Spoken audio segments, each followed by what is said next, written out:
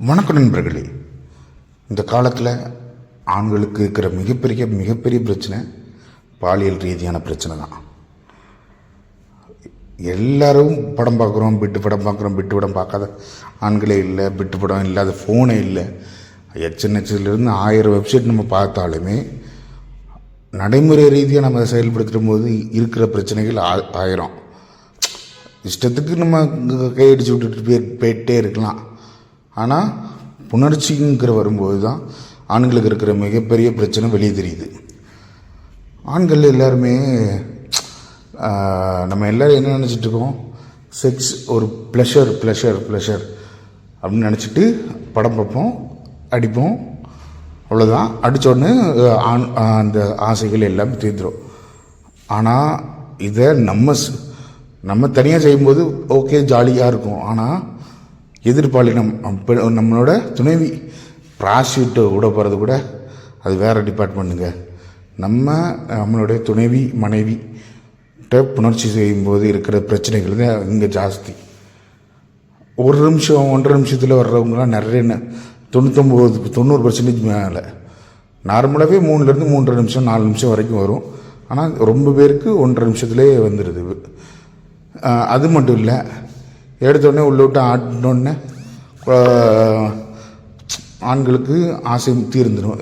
பெண்கள் என்ன நினைப்பாங்க, வர்றான் விட்டு ஆட்டுறான் அவ்வளோதான் முடிஞ்சு போச்சு, இவன்ட்டு நம்ம என்ன ஒரு ரொம்ப ஃபிசிக்கல் கனெக்டிவ் இல்லை, மென்டல் கனெக்டிவ் இல்லை அப்படிங்கிற ரீதியாக எல்லோரும் பெண்கள் யோசிக்க ஆரம்பிச்சிடுறாங்க. அது மட்டும் இல்லை, பண்ணுறோம். ஆனால் ஒரு 25 வயசு 30 வயசில் தான் நம்ம நிறைய பேர் கல்யாணம் பண்ணுறோம். அப்போ 30 வயசுக்கு மேலே நம்ம பண்ணும்போது எல்லாருமே ஆண்களுக்கு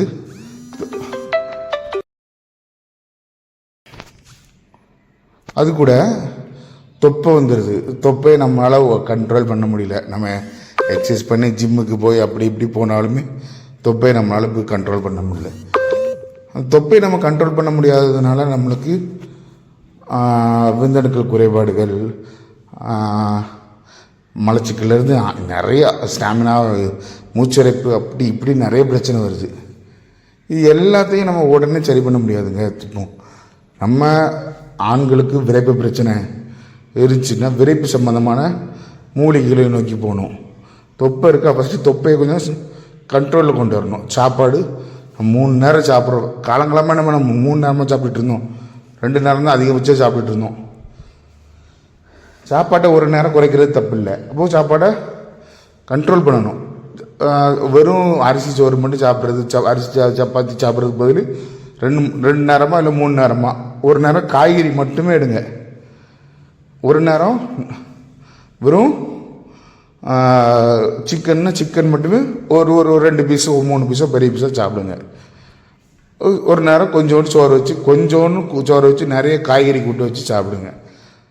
டெய்லி ஒரு செவ்வாழைப்பழம், ஒரு பாதாம், பிஸ்தா, முந்திரி 3 ஒரு 5 பீஸ் போட்டு ஊற வச்சு காலையில் சாப்பிடுங்க. பால், தேங்காய் பால் குடிக்கிறது நல்லது தான். தேங்காய் பால் குடித்தா சீக்கிரம் ஃபேட் ஜாஸ்தி ஆகிரும். அதுக்கு பதில் நம்ம நார்மல் பாலே டெய்லி 1 டம்ளர் பால், இந்த பாதாம், முந்திரி இதெல்லாம் சேர்த்து சாப்பிட்லாம். வெயில் காலம் ஜாஸ்தியாக வெயில் அடிக்குதுன்னா 2 பாதாம் பிசினை போட்டு ஊற வச்சு சாப்பிட்லாம். சப்ஜா விதை தண்ணி குடிக்கிறீங்களா, சப்ஜா விதை ஒரு ஸ்பூன் இல்லைனா 1.5 ஸ்பூன் போட்டு 1 லிட்டரு இல்லைனா 2 லிட்டர் தண்ணியில் போட்டு ஊற வச்சு காலையிலேருந்து சாயங்காலம் வரைக்கும் குடிங்க.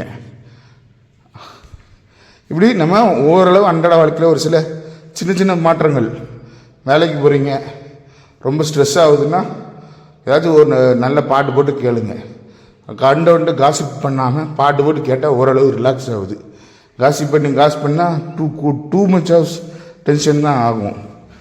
நம்மக்கிட்ட மூலிகை பொடி இருக்குது.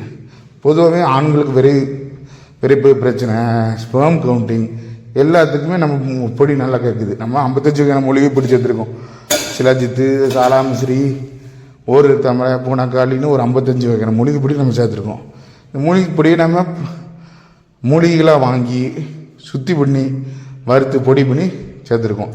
இதை நம்ம லேகியமாக பண்ணோம், பொடியாகவும் விற்கிறோம். பொடியை விற்று அவங்களுக்கு ஈஸியாக இருக்குது சாப்பிட்றதுக்கு. லைட்டாக தேனில் கலந்து குழப்பி சாப்பிட்டுக்கலாம். இல்லைன்னா சாப்பிட்டுட்டு பால் குடித்தா போதும். இது நல்லா கேட்குது. நம்ம இவங்க இப்போ பாதாம் பிஸ்தா சாப்பிட்றீங்க அப்படின்னா இதையும் அது கூட சேர்த்து ஒரு ஸ்பூன் சாப்பிட்டுட்டு பால் குடிச்சிக்கலாம், தண்ணி குடிச்சிக்கலாம். உங்களுக்கு அந்த விந்தணுக்கள் குறைபாடுகள் நல்லா கேட்குது.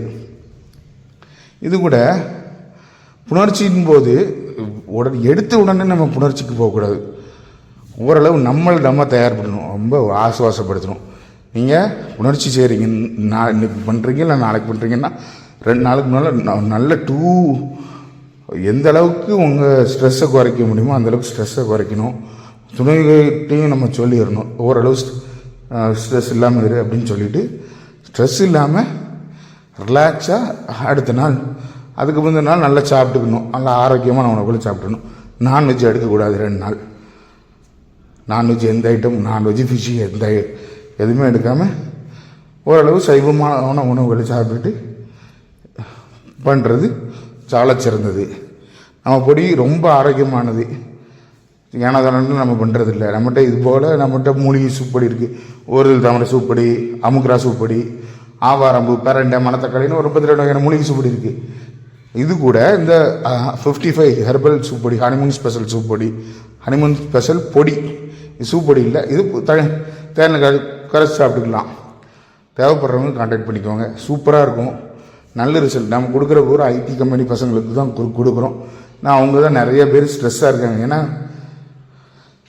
வேலைக்கும் போகணும், வேலைக்கும் போயிடக்கூடாது.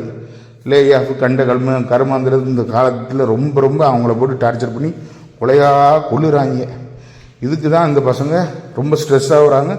ரொம்ப ஸ்ட்ரெஸ்ஸு ஆக அவங்களுக்கு இந்த குறைபாடுகள் அதிகமாகிட்டே இருக்குது.